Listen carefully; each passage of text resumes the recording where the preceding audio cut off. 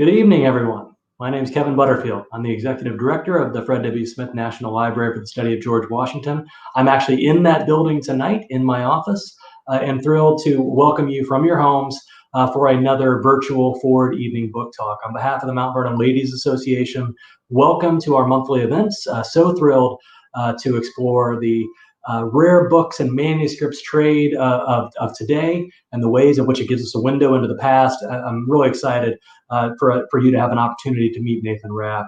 But I do want to tell you about a couple of upcoming events before I get there and introduce our guest for tonight. The last week of this month, the week of October 26th through 30th, that is Monday through Friday, we're going to have a series of wonderful events for all of you at home. They're registration required, but free events that we'll be able to bring to you to look at essentially elections across American history. And I want to talk to you about first one of them that will be on Monday, October 26th in the evening. And that's our USC, that's our partnership with the University of Southern California, USC partnership with the Saul Price School of Public Policy. We have an annual George Washington Leadership Lecture that we do with them. So, of course, this year we'll take the conversational format, as we have tended to do during the virtual events of 2020. But we'll be looking at electing a U.S. president then and now. There will be a short conversation between me and Professor Denver Brunsman, George Washington University, on the origins of the Electoral College, the ways in which we elected our first president. Followed by an exciting conversation between USC professor David Sloan and Norman Ornstein from the American Enterprise Institute, and one of the great scholars of politics today. The polarization of American politics, the ways that elections and electoral campaigns have changed in the last decade or two. Going to be an exciting opportunity to look at how we elect our president. The entire week, Monday through Friday, at the noon hour, so that's noon Eastern, Monday, October 26th through Friday, October 30th, we're going to have a series of conversations on elections in American history. The theme for this year's George Washington Symposium is elections that shaped the American presidency. The first two will involve elections of George Washington, both his running for office in the colonial Virginia setting, and then his elections as president in 1789, 1792, and what followed immediately. And then we'll look at some great elections on Wednesday. We'll look at the elections of Abraham Lincoln, 1860 and 1864. On Thursday, we'll look at the all-important election of Franklin Delano Roosevelt in 1932. And on Friday, we'll look at the election of John F. Kennedy in 1960. And we're going to have great guests. I won't go into great detail, but you'll be able to see in the chat a link that could take you to registration and more information about our fall symposium. And now for tonight's Ford Evening Book Talk, and thank you to the Ford Motor Company for your support for helping to make these happen month after month after month. Nathan Raab is one of the world's most knowledgeable and respected experts in historical documents. He's a principal at the Raab Collection, where he helps many of the country's great public and private historical manuscript collections in the country. He helps to build these and works to put many things on the market so that people can have an opportunity to buy a document, a piece of the past. And that's something I'm excited to talk with him about tonight. But in the process, he learns a lot about these documents, including how to tell the real thing from the fake. And that's something else I'm really excited to explore with him tonight, the discovery of forgeries. Nate has worked with, among many other institutions, the Library of Congress, the British Library, the Washington Library here at Mount Vernon, and he's advised the families of many of the great historical figures on the treasures that have descended down their family lines. We're talking Thomas Jefferson, Ronald Reagan, Dwight D. Eisenhower, James Polk, the list goes on. And he's a recognized presence in the media, and it turns out a great author because I've had an opportunity to read his exciting new book, The Hunt for History, and I'm excited to talk with him about that book tonight. Nate, welcome. Boy, I feel so important. Thank you for having me. That was quite an intro. You are important, and I'm excited to talk with you. I wonder if you could, before we get started and diving into your emergence into this world of buying manuscripts, buying autographs, exploring the past, let's start closer to the present. Why did you write this book? Tell me a little bit about the origins of your decision to tell the world about your story. So, when people think of what we do, they think of the Antiques Roadshow mentality, the Pawn Stars mentality. And to me, that misses so much of the thrill, the hunt, the connection that you can have with pieces of the past. This is, at the beginning and the end, an emotional pursuit.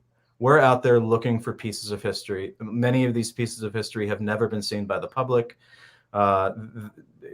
People may not even know that they ever existed. I mean, some of these things are true discoveries in the genuine sense of the word. But what takes a piece of paper or a piece of parchment, vellum, from being worth a fraction of a penny, which is at the end of the day what a piece of paper is worth, into things that are, have great research, educational, financial value, is what's on them. And, the connection with the people that are there, what those people can tell us about the past. But, from my perspective, it's also what they can tell us about our own lives and where we're going.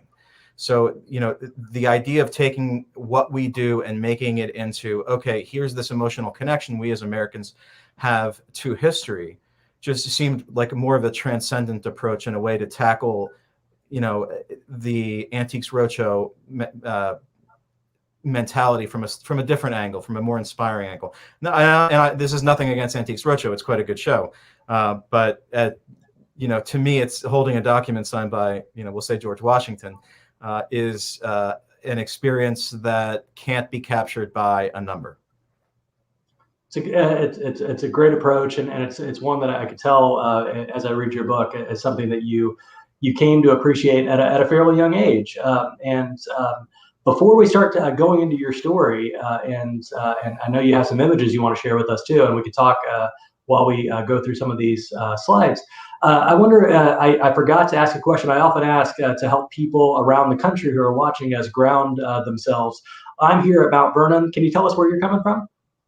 We're in suburban Philadelphia. Okay. Also near the heart of American history. That's outstanding. We're right there, right in the cradle. Okay, so let's talk a little bit about your discovery of this world of autographs, rare books, manuscripts, and I say that you came to it at a young age. Tell us about the origins. Well, I kind of grew up with it. My dad was a collector long before I was born. He collected from his childhood. When he was a young boy, he read history books, and his father bought him a handful of small things, mostly objects, not documents. Here he is right here. He's 11 years old. That's my dad holding the rifle on our right and my aunt on our left. So the genesis of the business was from the perspective of a lifelong collector. I grew up with it in the background. My dad started this business when I was in middle school. So I kind of, it sort of circled around me. I have early memories of, our family trips were to Gettysburg, to Colonial Williamsburg, to Mount Vernon. I went there as a young child. Here I am at a Civil War reenactment outside Philadelphia. I'm going to date myself right now. I am 5 in this photo. I'm the little kid, not the man with the hat on. But, you look at that photo, you get a sense of what my life was like. You think that my dad wore this Civil War hat because it was a Civil War reenactment that we went to. But in reality, he just wore that hat everywhere. That was just his hat. So, yeah, for Halloween, when he would go around with us, it would be, he'd wear a tri-cornered hat or some, he had a Union a Civil War uniform that he would wear. So we just kind of grew up with it. We went, this was certainly not the only reenactment that I went to. And when you've given us the sort of history side of your way into this, in reading the book, I also learned that baseball cards and other kinds of collecting were another part of your formative experiences. Is that right? Well, that's what I cared about. I did this because my dad liked it, and just as something to do with him. But what I cared about was the baseball cards, and if you went to a baseball card show, there would invariably be some history-related material there. But I met Sandy Koufax, I met Mark McGuire, Pete Rose. So yeah, we used to go to this collecting mentality, this association with these objects was something that, and the first autograph that I remember my dad buying was a signed photograph of Babe Ruth. My recollection is he spent $300 back then and asked me not to tell my mom. I don't think I did. I think I kept that secret. So just now, or the book anyway. Well, the book blew the cover off it, so people know now. Of course, it would be worth a lot more than 300 now, but and I would go to shows with him, or autograph shows around the eastern, in the East Coast, Mid Atlantic. That's great. Well, let's go farther into your story. Right now, you're 5 years old. You're learning about this world. How do you start to become more involved and more engaged with it? Well, I went off to college. What's the next slide? There it is. So before I go off to college, I'm writing letters to famous people. I'm somehow getting their addresses. I can't remember how anymore. But here's a letter that I got back from Colin Powell. I had asked him who his inspiration was, and he told me, as you can see, George C. Marshall. His parents deserve the credit, but I wrote Colin Powell 3 times, and he wrote me back every time. Wow. Now, whether he was sitting down typing these, that's just back when people were typing letters, as you can see, 1993. Yeah. Whether he did that or some aide did it, I don't really care. The bottom line is he thought enough of the effort to give his own in return, whatever that was. So I was touched by it, and I wrote Ronald Reagan. He wrote me back. I wrote Dr. Seuss. He wrote me back. So you can kind of see, it's sort of like, it's like the dust around me that gets kicked up is kind of everywhere. That's great. And one of the things that I see here is you clearly had asked him a question, right? You're not writing asking for an autograph. You're writing for an insight. You're writing to better understand this person. Well, that's not an accident. The advice that my dad gave me was, fluff up their egos a little bit. They're more likely to write you back. So you ask them questions about you say something that you admire about them, which in this case was not hard with Colin Powell, and they tend to be more responsive. But I only wrote people that I found interesting. I wrote Francis Crick on the subject of cloning. I was reading Michael Crichton's Jurassic Park at the time, and I wrote him about cloning, and he wrote me back a letter about the ethics of cloning. Who would have thought? One of the things that I was a kid.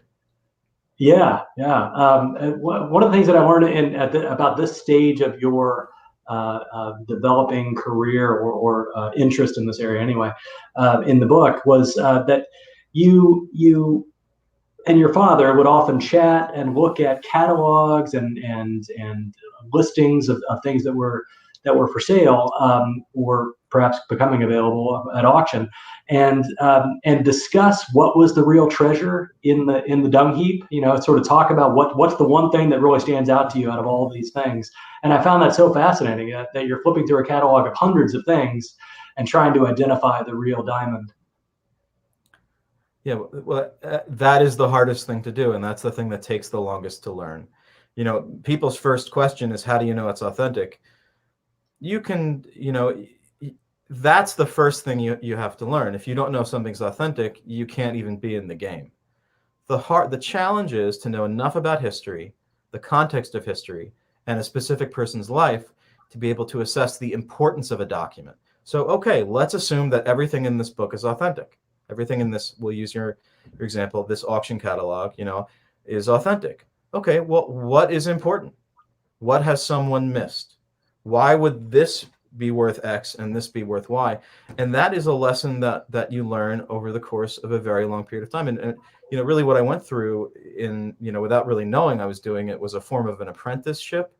Mm-hmm. Because apprentice learns by being around somebody who's knowledgeable, but over the course of years, by repetition, to the point where you've seen enough that you sort of, rather than think through, a specific issue, you feel it before you analyze it. So, Malcolm Gladwell wrote this book called Blink, where he says, somebody who's really an expert in something will immediately have a sort of a visceral reaction to it, that a feeling about what's authentic or what's right or what's wrong. And they do further research, but their research serves not to overrule, but it generally serves to reinforce that initial reaction. Same as, you all, if you're looking at a letter of George Washington, the folks that work in your library would know, a good Washington letter versus not one, and they may have an initial feeling about something, but if they continue to do that research, that initial feeling is only going to be bolstered. It's very unlikely to be, erased. So is it time to talk about forgeries as a part of your story? I think you're right. It's one of the questions that I'm sure you get all the time. And it's a question that just in my time at the library, where we don't authenticate, but we are happy to give people our thoughts about what they bring in. It is an important part of what we do when we deal with these documents is to separate the real from the fake. And tell me about maybe an early formative experience or some way in which you started to I won't say master, maybe you're not, maybe that's a stronger word or the wrong word, but where you started to feel comfortable making those judgment calls. So, for the first 5 to 8 years, I don't think I would have. So the way these things work is people call us and come look at collections. And by the way, we don't authenticate either, except for pieces that we're considering acquiring. It's not a separate service that we would offer without my dad being there. And the reason is that I just didn't feel like I had the enough built up in the bank of experience to do that. And because the acquisitions that we make, they can be in the 6 figures. And so making a mistake is a consequential one. It's not, without its issues. The very first thing that my dad gave me when I joined the business was a book by somebody who we'll come to later named Charles Hamilton, who wrote a very a compelling book on the forgers, the great forgers, and they're artists. I mean, a good forger is an artist. They're an unethical artist, but it's artistry. They learned to write at a time when people were taught they were taught penmanship. If you look at a letter of Washington, it's beautiful. And not only that, they didn't have lines in their paper, but they might as well have. I mean, it's more or less a straight line, and it's not by accident. People were taught to write up until relatively recently. But these forgers, they mastered. But what the book said is that the lesson that Charles Hamilton tried to impart was forgers have their tells. They can be good at one thing, but they can't be good at everything. So Joseph Cozy, who is a very well-known forger of Lincoln, he did Washington, but really Lincoln was his wheelhouse. Lincoln and Benjamin Franklin. He didn't quite master the signature. He could write a decent letter, and there are tells with a Cozy forgery, but the signature has he made the same mistake every single time. He didn't get the signature perfectly. I mean, you look at someone like Robert Spring, who was a well-known forger of George Washington, and there you go. There's Robert Spring. Robert Spring had a thing that he liked to do. He liked to write checks and passes. And so this is a check that we had. This is not signed by George Washington. It's a forged document signed by Robert Spring. Is purportedly in the hand of George Washington. I don't think it's a great forgery. I think it's not one. Yeah, it's really not. Yeah. But there are aspects of it that are quite good, right? Like the Mount Vernon at the top, the MOUNT, it starts pretty strong actually, and then it gets farther from what I would easily identify as Washington's hand quite quickly. Yeah, I agree with you, and I actually think weirdly, usually the signature is the best aspect of a forgery because they practice it a lot more often. Weirdly, I think the signature in this is the weakest element of this forgery.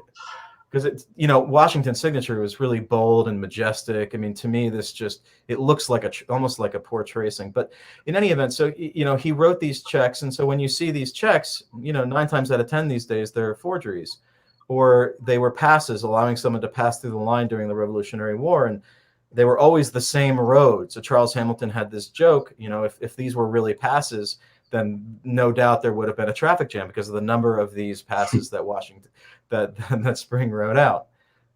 So Spring is probably the most, to my mind. I mean, there certainly are forgers. I don't know that he's the best, but he's the most well known because he's so early in the 19th century, back when the autograph trade was just sort of getting started, that he realized, hey, rather than have to buy originals and sell originals, I can just make my own. Let me tell our audience out there that now is a good time to be entering some questions into the chat of however you're watching this, and we can come to those questions quite soon. I think for the sometime after 7:30 Eastern, we'll start going to audience questions. So please be posting questions. Surely some things are jumping out at you as things you'd like to ask Nate Raab, and maybe it's on the question of forgeries, and maybe it's on the question of the real thing. But is now a good time to talk about a particular Washington forgery that you go into some detail in the book, Nate? I'd love to. Yeah, great. Let's do it. So tell us the story. It's a particular story that actually also brings in as a helpful partner with you, Michelle Lee Silverman, who is a librarian and a great part of Mount Vernon for several years, who's now at the Folger Shakespeare Library. But tell us a bit about this story and this particular forgery. Was there a slide before this? There, that one. That's the one I want. So Charles Hamilton. First of all, Michelle and I for years went back and forth, and we still would today if I was dealing with a lot of Washington forgeries, but I haven't had the opportunity. She has a real interest in this, and she and all the other folks at Mount Vernon were and continue to be huge assets to us in our work to sort of better understand the things that come our way. This was one thing. A colleague, someone who's been doing this for a decent amount of time, quoted us what appears on its face to be a section of a survey of Mount Vernon in the hand of George Washington. Now, Kevin, you'll have the same reaction I had, which was, this looks off to me. There's something wrong. There are multiple things wrong with this piece of paper, this document. It came with a certificate of authenticity from the very man who wrote the book on forgeries, Charles Hamilton. Oh, wow. So that and that's how it was sold. I mean, you know, it teaches you. You know, I don't know how many people in who are watching saw the movie. Will you ever forgive me, or Can you ever forgive me?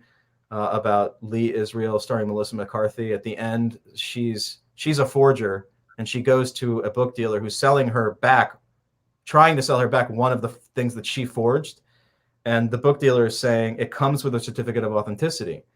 And Melissa McCarthy says, does that certificate of authenticity come with a certificate of authenticity? And I think this proves the point, which is, first of all, honest people can make mistakes, but also to question, to be constantly questioning. Okay, well, this is this person's opinion, but what's mine? So this came with a certificate of authenticity, and we began looking into this document. So this is a survey of Mount Vernon, purports to be. I think it was quoted to us at 35,000, which is not unreasonable for it, were it to be what it purports to be. We began looking into it because it was intriguing to me. Okay, well, is this real? I don't think so, but let's keep looking. So next slide. Next. We begin looking. I find the same draft. So there are 3 different documents here owned by 3 different people. The top one is a draft document that sold at Christie's. This is decades ago. The middle one is the document that was authenticated by Charles Hamilton that we just saw. The bottom one is a document that was donated to Colonial Williamsburg and is, to my knowledge, still in their archives. What drew my attention is that the same crossouts, these are drafts. So Washington would create a draft and then create a final. These are drafts. The final sold at Sotheby's, again, decades ago. So I now have 4 different copies of the same document. One's a final, and there are 3 drafts. Now, could Washington have created 3 drafts? Well, I guess it's theoretically possible. Would they have crossouts in the same place? That seems awfully fishy. So a lot of authentication is just common sense. Why would Washington create 3 different copies of the same document, cross them out in the same place? The top one proves my point. Penmanship was something that people learned. Look how straight and almost neat, in spite of its crossouts. It's almost neat in spite of it.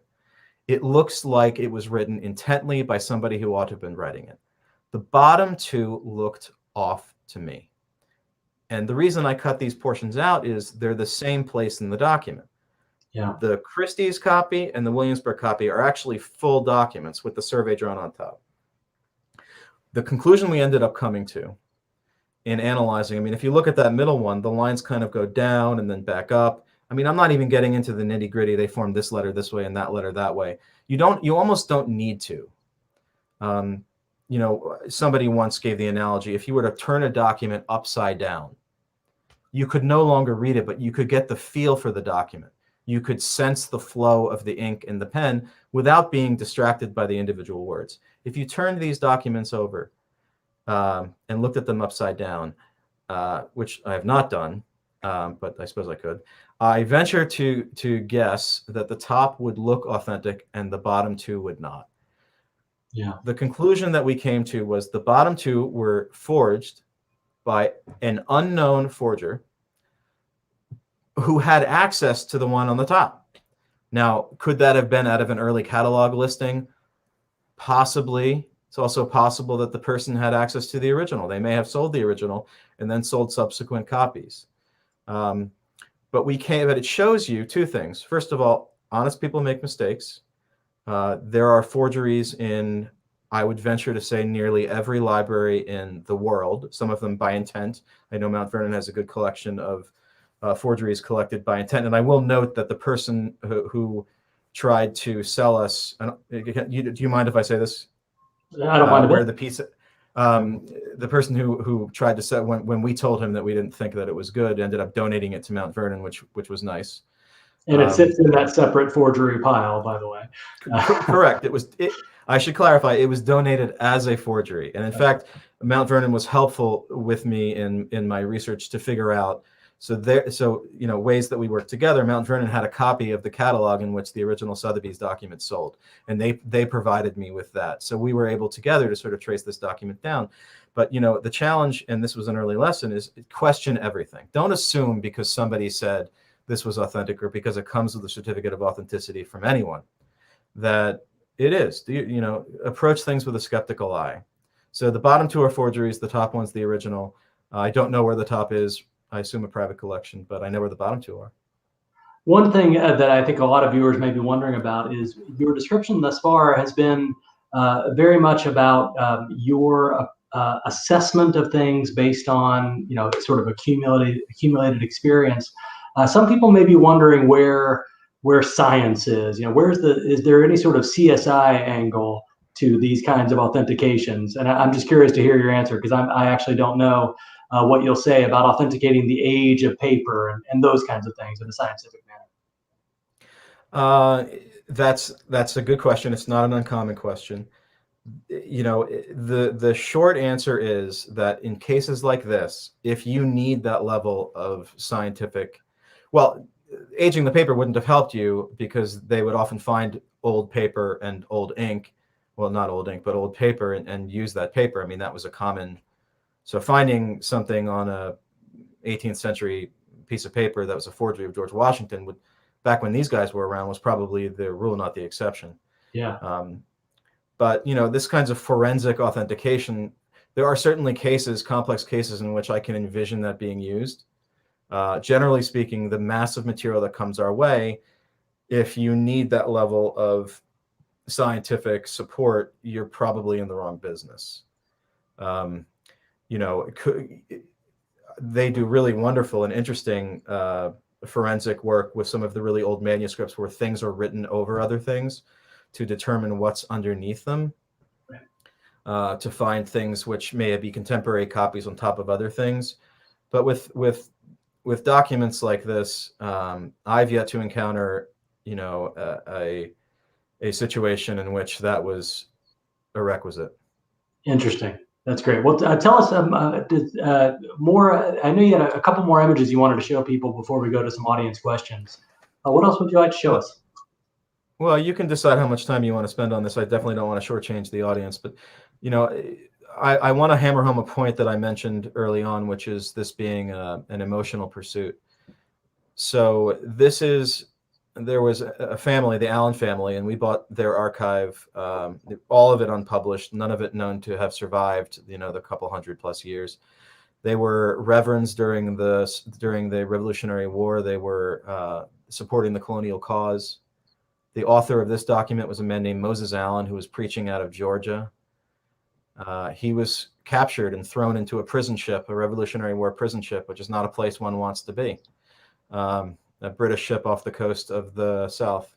And there he met and became friends with a man named Mordechai Sheftel, who was a very early, probably the most prominent Southern Jew of the colonial Rev War era, and they became friendly.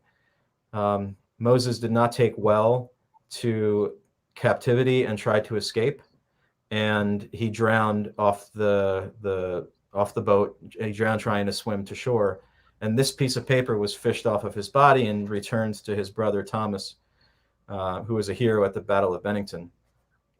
And I mention this for two reasons. First of all, it's an incredible story about the friendship between a reverend and an early Jewish leader, and the friendship that they made together, but also the fragility by which history arrives at our doorstep. You think of history as just being there. Of course we know history, it's in a book.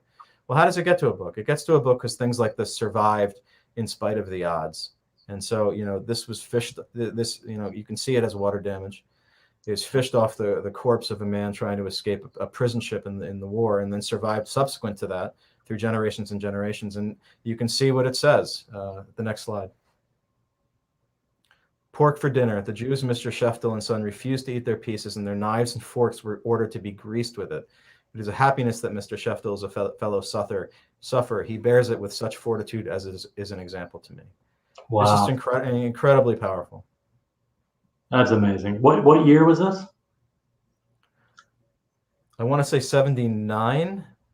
Mm-hmm. I think it's 1779. I could be off by a year, but yeah, it's a remarkable story. And where does this document rest now? Do you know? We were contacted by a Sheftel descendant. Wow. Who bought this? Which is wonderful. And that, by the way, that happens. I mean, you get descendants who find family history, and that's always, gratifying. That's great.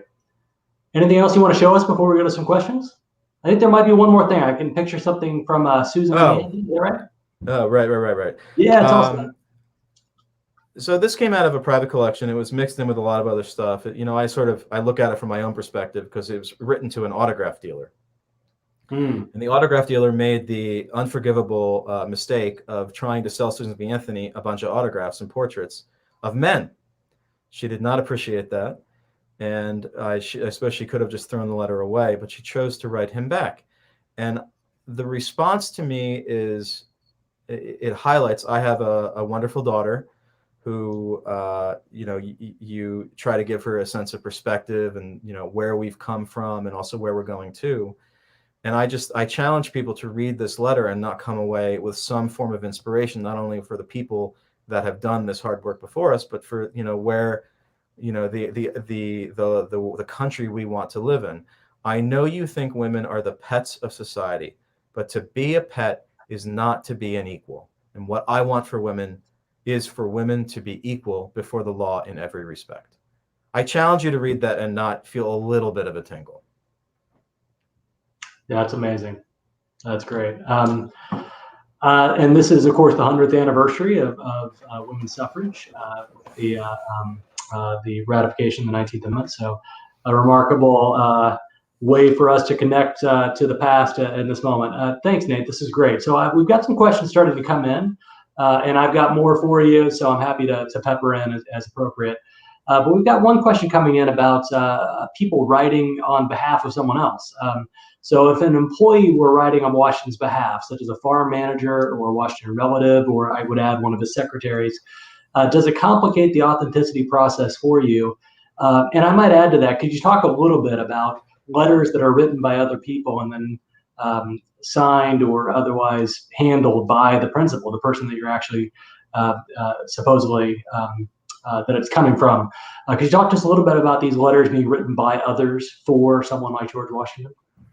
Yeah, well, and there are a lot of letters that are written in someone else's hand that Washington then signed. I mean, for us, it's quite obvious. Washington has really distinctive handwriting, and so differentiating someone's handwriting from Washington is not a complicated chore. So there's two. I'm not sure which was the primary question here, but in terms of whether something's written, the body of the letter is written in one person's hand, and then signed by Washington himself. That's a letter of Washington, and we make, some distinction, but it's not a huge distinction because in many cases, Washington was dictating those letters. And by the way, some of the people writing the letters, the body of the letters were famous. I mean, so during the war, you would find Alexander Hamilton, who was a secretary of George Washington during the war. So finding a letter in Hamilton's hand signed by Washington is pretty cool. I mean, that's pretty cool. In terms of farmhand writing, I mean, you know, you all at Mount Vernon may have a better perspective on this than I do, but I've never seen a letter where someone was authorized, some third party was authorized to sign Washington's name. And even if they were, I would think it would be easy to differentiate the handwriting. Yeah, I can't think of that either. Yeah, but it is. I know the initials that are used in, say, a documentary editing project of ALS versus LS, so autograph letter signed versus just a letter signed. It is a distinction. Correct. It's one that jumps out at you in a documentary edition. But often, as you say, those letters signed are written by people of at least some notes, if not quite the magnitude of George Washington. Let's talk about George Washington's signature. This is a great question, and I'm excited to hear you talk about it. What are the parts of the signature that shows it is for sure George Washington's? And actually, I might throw our producers behind the screen a bit of a curveball. Could you put up Robert Spring's signature? That might help Nate talk through this. Perfect. So talk to us about George Washington's signature. So, you know, there are two ways to look at this. First of all, I would never authenticate a document based solely on the signature. You want to authenticate something in the context of the entire document. So for me, it matters, even if I don't look at the signature. Let's assume I have my hand over the signature. I would know it was a forgery without even looking at it for two reasons. First of all, the handwriting's off. But secondly, it's the standard format for a known forger. I mean, it's just not the kind of thing that Washington was writing with enough frequency, and it is what Robert Spring did. The signature itself, this signature, first of all, looks shaky to me, but it's really bubbly. It seems compact. The dots on the right side of the G are, you know, inconsistent. The W doesn't have the points that one would expect to see. It almost looks like the G he ran off the page, so the bottom of the G is wrong. You know, the short answer to your question is I could fill a page with the reasons that signature is wrong.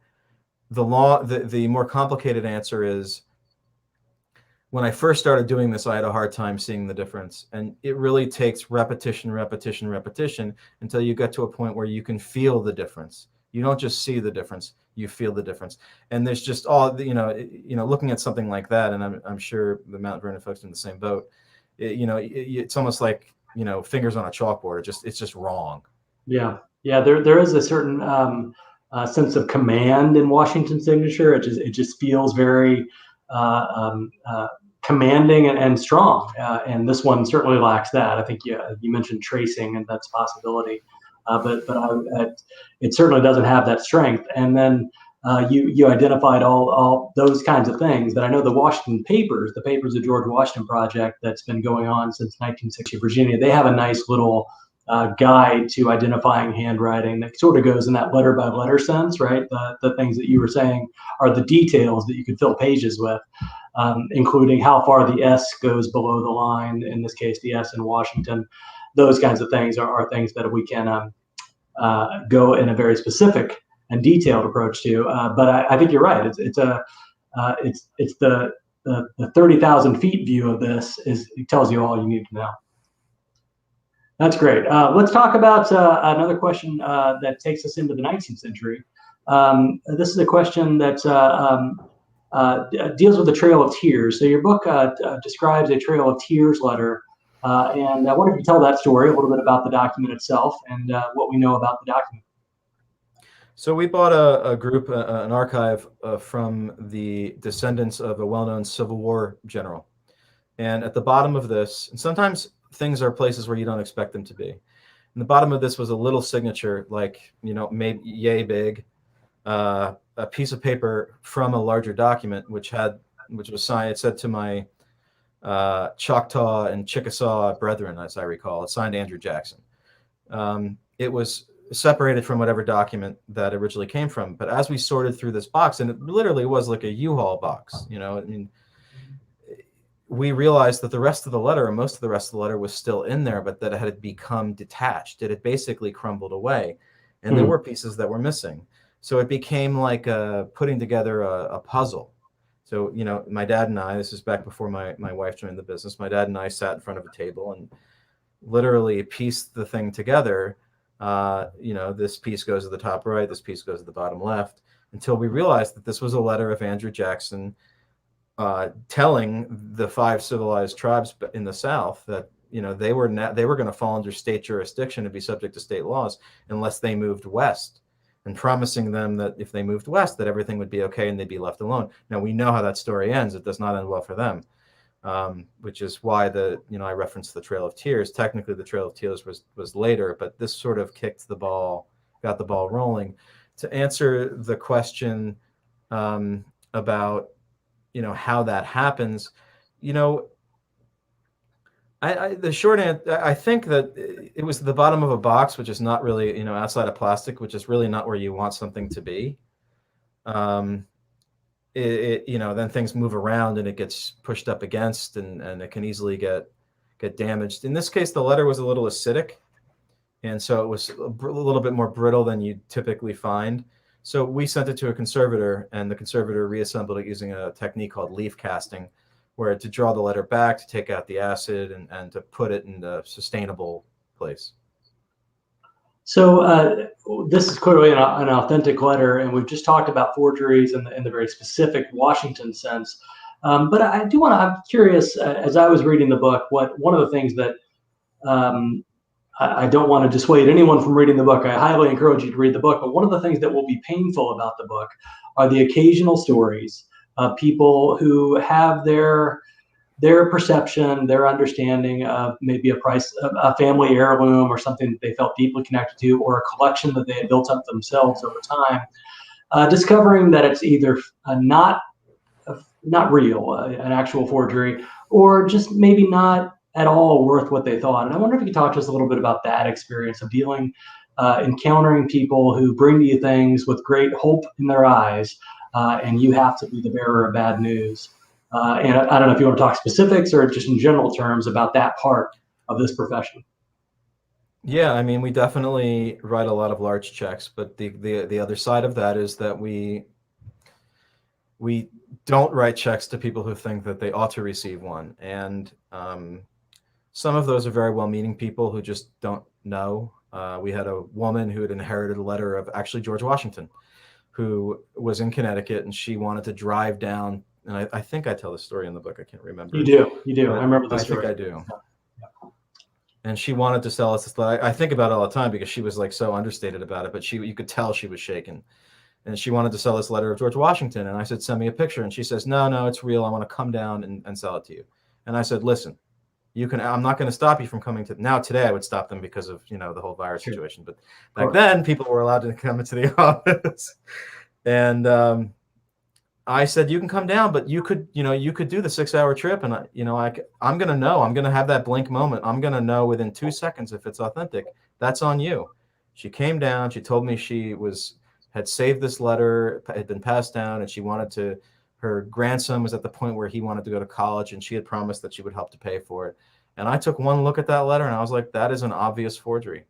There's no good news I'm about to impart. So I just decided, being honest with her was the best way to handle it. I'm sorry, but this would not be for us. It just doesn't look like, try and soften the blow. I didn't say this is a terrible forgery, you wasted your time. I say, this just doesn't look like Washington's handwriting to me. I'm sorry, it wouldn't be for us. And I just remember her looking at me and going, that's not good news. Yeah. I don't mean to laugh. I mean, I'm laughing sort of uncomfortably. Yeah, of course. But, and some people are rude about it. We had somebody who offered to sell us, and I'm not trying to get political here at all, trust me, a signed photo of Donald Trump, not Donald Trump, his Chinook helicopter, which would not be something that we would buy from any president. I mean, it's not, we're apolitical. We're in the business of history, not in politics. But, when we told this person that it wasn't for us, that, this was a picture of a helicopter, not a person, the person became belligerent, made really inappropriate remarks to my wife, who was handling the situation. And it became ugly, So those people I feel less sorry for. The grandma trying to put her child through college, I'm deeply empathetic. Yeah, That's no, that's right. Well, let's go to, we've got another couple of questions, I think. I wonder if you could talk to us a little bit about finding these letters. Now, this asked about friends helping you find letters, but maybe speak more broadly about the ways in which you're connected with people who have these things. How do you find these things? Is it at this point everyone knocking on your door, or do you go out there and seek things out in ways that are worth telling, besides going to a rare books fair or something? What else do you do? So at this point, it's 99.9% of people find us. Hmm. There are a host of people out there who are collectors, sort of professional collectors. And by that, I mean that they buy with the knowledge that they will be selling, as opposed to most collectors who buy with the intent to keep and pass down and to enjoy. Right. They're more hobbyists, I would call them. Our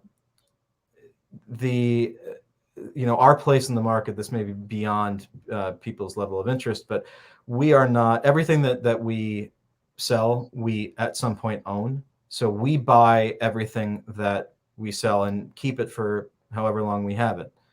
That is different than the auction model. So somebody looking to sell something could consign it, which is an effective representation. Christie's will represent you in the sale at their public sale.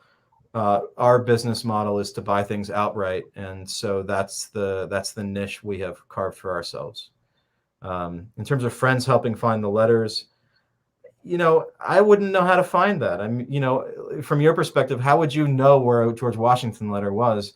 I mean, you may sort of over the course of years develop a sense, okay, well, this descendant has some, this descendant has some. But, beyond that, these things are hidden in people's attics and basements all over the country or even the world. We've bought Washington documents in Europe. Finding them would the time it would take to find them would far outweigh the value when, every single day we have 20 to 30 people knocking on our proverbial door to sell us something. Now, most, we're not going to buy a signed photo of Britney Spears or Michael Jordan, but, we have so much incoming our way to sort through that going out on the road, in a flea market style approach would be time inefficient. So I get your emails, as a lot of people in my line of work do. And one of the things that I see in how you describe and share your current stock, or what you're promoting at that moment. If a particular document from Abraham Lincoln or Thomas Edison or whomever, is you always tell the story quite quickly. Like early on in your description of this particular document, you get a story going. You get us, as the recipients of the email, excited about a particular moment in time or a particular course of events, and it's something I credit you for. You don't let the document stand for itself. You make sure that it's part of a broader story. And I'm guessing that's something that just came naturally to you, but I don't know if you could talk a little bit about that approach to describing documents. Well, I'd like to take credit for that, but I think that credit goes to where credit is due, which is my dad. My dad was doing that before I joined the business, and his logic, which I completely buy into, is that we have an excitement inside us, and this is our way of sharing that excitement, that historical passion with the person who's going to buy it. People love our descriptions. Some people print them out and frame them with the documents that they buy. These people, I mentioned the emotional aspect of this. People who are spending all this money, they're not buying a piece of paper. They're buying the story of the piece of paper. George Washington touched this. Well, when did he touch it? Why did he touch it? Who was it sent to? Who touched it next? They're buying the whole thing. And in order to tell that story, the background is, from my perspective, the background is necessary. So kudos to my dad. I mean, he may be watching now. I don't know if he is, but if he is, the credit goes to him. Well, it's funny you say that. I'm getting a little giddy in the moment because I'm sitting, feet away or several yards away from Washington manuscripts and Washington-owned volumes, and you start to get a little bit jaded. Sometimes you get sort of used to having them around, and then you stop and you talk about it in these ways about George Washington touched this at this moment in our history, and it is easy to get excited again.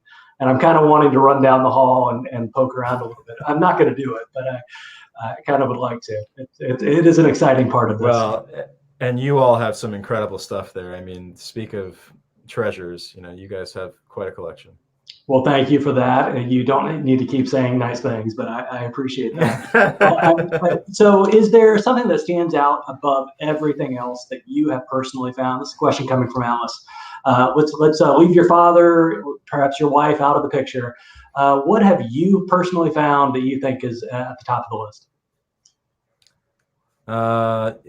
Somebody asked me this the other day, and I came up with a witty response, which I think I found wittier than the other person found. Okay. Because it avoids the question and is unsatisfying to the answer, to the asker, which is my most exciting find is often the most recent find. These things they live with us for a period of time, and then they go on to the next owner. So for instance, we've had Abraham Lincoln's order to blockade the Confederacy, which was deemed subsequently by the Supreme Court to be the act of war. You can't blockade your own country. That's an act of war That's an act of war. So it was deemed to be the start of the Civil War. We've had the order to seize the Rosetta Stone, which is now in the British Library. We've had a piece of the speech that saved Theodore Roosevelt's life with the bullet hole still in it, sent from Roosevelt's convalescence bed. We've had a document from Thomas Jefferson ordering the first books for his Library of Congress. Speak of the body being in the hand of somebody else who's famous. The body was in the hand of Meriwether Lewis, who was his secretary, signed by him. Wow. I can keep going. At some point, there's like, how many greats can you affix before a document? So it's often, the thing that I'm most excited about right this second is a large archive of material that belonged to the chief telegrapher, the telegrapher in Washington during the Civil War, who went on to become part of the telegraph wars between the great robber barons of the 19th century, Gould and Vanderbilt. And he was the head of the Western Union during some of this period, but he was kind of in the middle. And as such, they dealt with Thomas Edison, a really young Thomas Edison, a 20s Thomas Edison. He's in his 20s. And there's some really early, fascinating, unpublished, unknown documents of the young man as he was bursting onto the national scene, stuff that no one's ever seen before, signed by Edison. And I'm knee deep in researching it. So the greatest find, it's so hard to answer that question because it's like, it's like asking my dad who's his favorite grandchild. I mean, I know it's my kid, but he won't say it.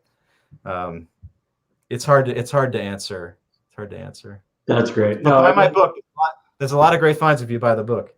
That's right. No, there are a lot of great, and that Rosetta Stone story is in there actually, and it was the example that jumped out to me of you and your father talking about a big catalog or big listing of possible items and trying to identify the thing that actually was the diamond in the dunghill. And it was that letter that described the Rosetta Stone as something that the British were about to capture or were about to send back to the British Museum. I can't recall exactly, but it is a great story. And if you've ever been in the presence of the Rosetta Stone, which I have, it's a remarkable object in human history. And so to have that letter I can see why you were as excited about it as you are. We have time for a couple more questions. So Joe wants to talk to us a little bit about your process to going public with these things. So can you explain your process behind whether you share a find with a news outlets or keep the document quiet? I can testify as someone on the other side of things that you sometimes go to news outlets and talk about these things very publicly. So talk to us about this. I do go to news outlets, and there is always a strategy behind the outreach. Thank you, Joe. It's a good question. The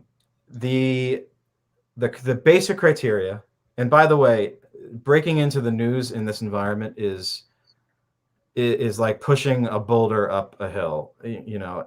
It's a very challenging endeavor, and one likely not to yield much fruit. But generally speaking, I find that people have an appetite for this kind of history. And the criteria I use is it signed by somebody that the general public knows? Is it revelatory in the sense, does it show something that might be interesting to the public about who that person is, or is it an incredibly important piece of history? And does the price is the price tag high enough that it would attract the attention of somebody writing an article? Mm-hmm.